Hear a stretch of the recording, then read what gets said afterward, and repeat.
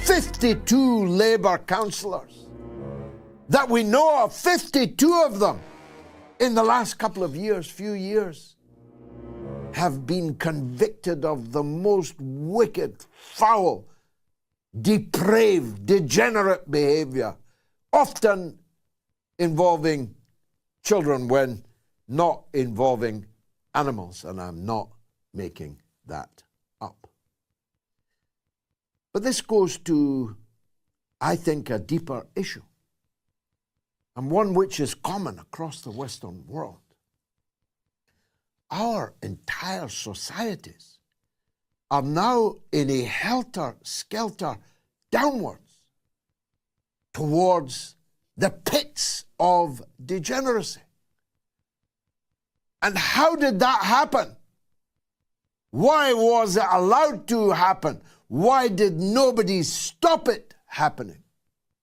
If you look at the standards of monarchs, of presidents, of prime ministers, and kings, and parliamentarians, and senators, and congress members, if you look at the mayors, if you look even at the judges in many Western countries, their reputations are scarred out of all recognition by corruption and wickedness. How did that happen? Well, it started when we decided that anything goes. That there's no God, there's no religion, there's no right and wrong, there's no morality and immorality. You can do whatever you like, to whomsoever you like, wherever you like. You can go on a naked bike ride through the centre of London and wave your putrescent, semi-erect penis at the passers-by. You can go on a parade on the back of a truck, on a float. You can dress in women's underwear and cavort as lewdly as you like in public, in front of children and old ladies, frightening the horses. When we decided not only that you could do these things, but that the public would be shanghaied into paying for these things. The taxpayer would be charged with the cost of these kind of things, these transvestites going into children's libraries and putting on burlesque performances and so on. It started when we decided that a woman could have a penis, that a man could have a cervix, that a man could go into a girl's toilet or changing room, that a man could say he was a woman and that the rest of us had to treat him as if that were true. This spiral downwards is what I am talking about. Now, I believe in God. You already know that. Most of you maybe don't. But don't you see something divine in the turning of Hollywood into Gaza? Can't you, with all sympathy to those people who've lost their lives and their property, can't you see the irony in that? That Biden and the Democrats turned Gaza into a Holocaust, and then a Holocaust struck the very heart of American soft power, burning out some of the biggest supporters of the Hiroshimization of the poor Palestinian people in the Gaza Strip, for whom no one is shedding a tear amongst the powerful and the wealthy and the engaged in Western countries. Nobody knows how many kids were killed today in Gaza amongst that milieu, and nobody even cares. They don't know because they don't care. Because other people's lives, other people's homes, other people's families are irrelevant to you. Well, perhaps, God decided to show the people of the United States exactly what's been happening in the burning tents in Gaza. The important difference is that, so far as I know, all the hospitals in the Los Angeles area are intact and in working order. No one will murder the ambulance man or the fireman as he speeds towards your address to try and rescue you. You will receive succor and comfort not from the insurance companies that you were paying all these years. They have helpfully opted out. But you will receive the sympathy of the mass media, of the very television stations that have completely ignored similar fires, similar infernos, actually paid for by the United States taxpayer themselves. Netanyahu's a criminal, but Joe Biden is a bigger criminal, because Netanyahu's crimes could not have been committed but for the never-ending largesse of the Democratic Party of the United States of America. And guess what? They don't just run for another couple of days at least the White House and the Hill. They run California too.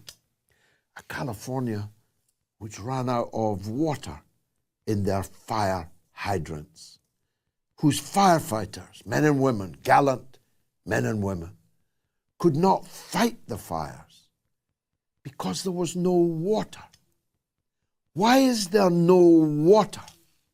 Well, it turns out that another morally repugnant supporter of Israel and Netanyahu, a funder of illegal settlements in Palestine, a man and wife team, the Resnicks, they own all the water in the state of California, and they have refused to invest in making sure that the abundant Pacific Ocean could be desalinated and filled into the reservoirs. They have refused to do anything about the water scarcity in the state of California. Why? Because it's more profitable for them for there to be a shortage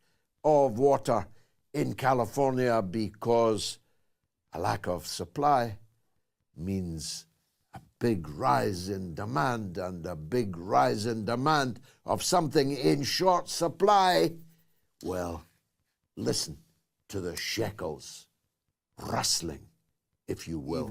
Garland, I'm sorry to expose you to all this obscenity, but it is the zeitgeist in Britain today, I must say.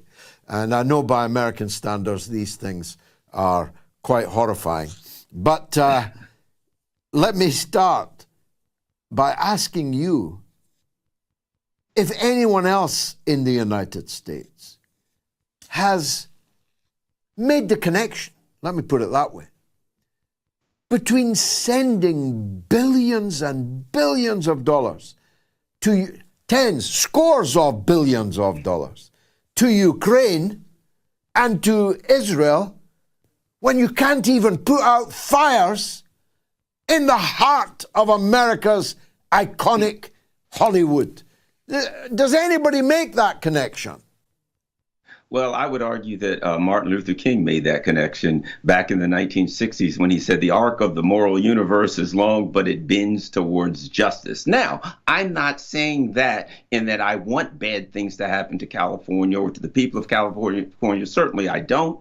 However, in this particular instance, you would have to listen to that quote and look at what's going on there and hope that maybe the people, some of the people in that region could wake up to reality and understand that we literally saw people burned to death in tents, and that exact same punishment, if that's the right word, is being visited upon the people who have used their power in the media to cover up and excuse those kinds of activities. It is, I mean, it's undeniable fact that the money that was sent to little Zelensky and Netanyahu, if it had been spent on America's own infrastructure, well, the reservoirs wouldn't be empty. The ocean would have been desalinated. The fire hydrants would have worked. The fire department would not have suffered a massive cut in its numbers and in its equipment. I mean, morally, it is an extraordinary damnation of the political class in the state of California, who are, of course, all Democrats. Well, as a perfect example of what you're saying, the mayor of Los Angeles, Karen Bass, she's a former member of Congress. She's also the former vice chair for the National Endowment of Democracy. Up until last year, even when she was the mayor, she was still on the board of the National Endowment for Democracy, the CIA's regime change operation that pretends not to be a CIA regime change operation. When this disaster went down, she was in fact in Ghana on some foreign policy mission. What that has to do with her duties as the mayor of Los Angeles, I don't know.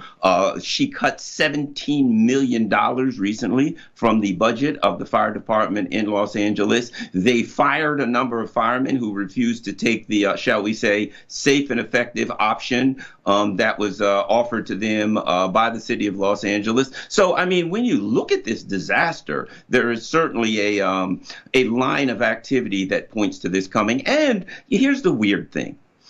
In recent months and years, there's been, particularly in recent months and even weeks, there have been a great number of people who have had their fire insurance canceled. And then a bunch of fires started when we're not even in fire season, kind of serendipitously, simultaneously, after all of these people got their fire insurance canceled, fires started all over the place. It's really strange what's going on in California.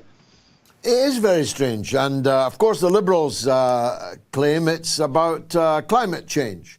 Others see arsonists running wild on the streets. I've seen the videos myself. What is the real story about these fires, do you think?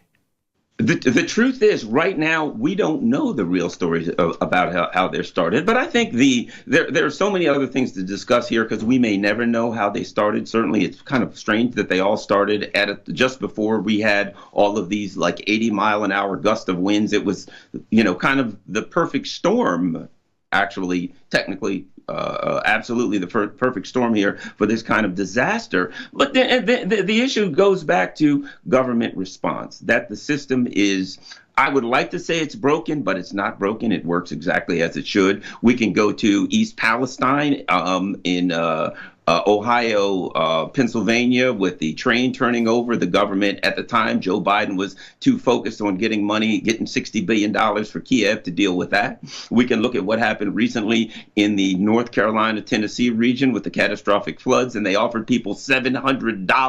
Yeah. At the same time, they were sending another $10 billion overseas. And of course, Joe Biden responded very effectively to this particular incident by giving another $500 million to Ukraine. So perhaps if the people in Los Angeles would move to Kiev, they could get a few dollars to help them out in this particular incident. For a few dollars more. It's Lee Van Cleef's 100th birthday, by the way.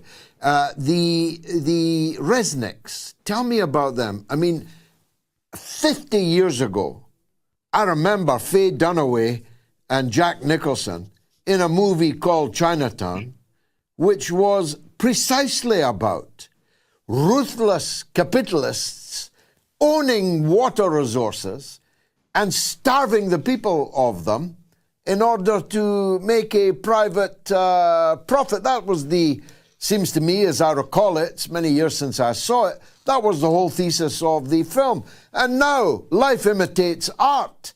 This couple, the Resnicks, bought up all the water resources in the state of California. How is that even possible? You know, the fact is, here's the sad thing. We'll never be able to answer that question. That's the sad thing, because there was a secret meeting some years ago in which the water resources were transferred to the Resnicks. This was water, again, neoliberal outsourcing. The people of California own their water resources. I mean, they are water, should anybody even own them in the first place. But whatever the case, certainly there has to be infrastructure to move the water in a desert environment such as California. But the Resnicks were able to have some kind of a secret meeting, and I would imagine they were one of the top donors for Dianne Feinstein and very, very close friends with the Feinstein family. So I would imagine that may have had something to do with it. But there's the infamous secret meeting, and afterwards they got control of a significant portion of the water resources. Now they have farms, I understand, like 3 times the size of San Francisco, pistachio, all kinds of things like that. They've been accused in the past of subverting the water resources from some of the regions where the people needed it to some of their farms. So you see the neoliberal game, a secret corrupt meeting with very, very powerful people that we'll never know about. And in the end, the people get burned to death. And there's no water in the hydrants of all things. But we were protected. We were protected because they fired a lot of firemen because they refused to take the safe and effective option. So I guess somehow that must have saved some lives, according to the people in charge. Wow. I think Newsom, his goose is cooked now. His political ambitions surely at an end.